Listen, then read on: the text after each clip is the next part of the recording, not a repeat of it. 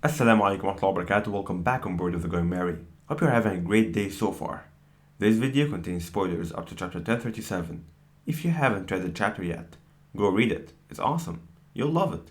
Then come back here. If you're anime only watcher, switch to the manga.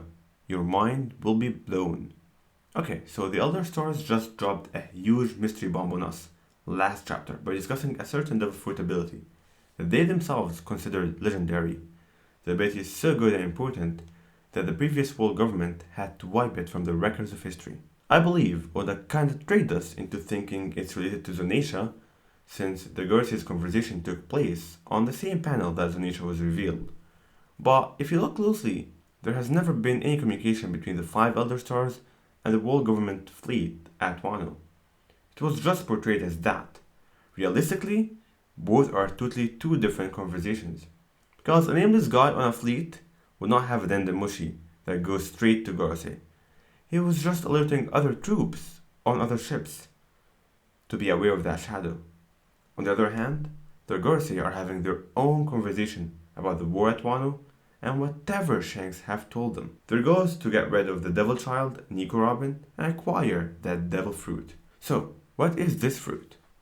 There are too many theories already, but the one that makes most sense to me is the Toki no Mi, Toki's fruit, that allowed her to travel forward in time.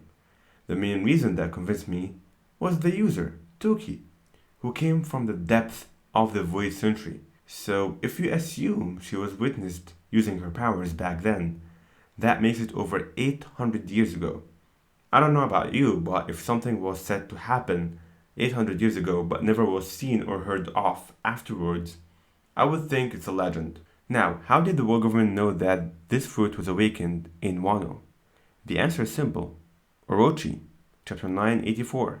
On the performance stage, while executing Momonosuke, he just ranted everything about the fruit abilities, and how Oden's wife was a witch, because Momonosuke was able to travel in time. Keep in mind, that is in front of everyone, including CB0 members on Wano. From what we know, CB0 got communications to Marijua. They were able to connect to Rob Lucci, remember? So it's not far-fetched to think that they're able to get to the Gorosei.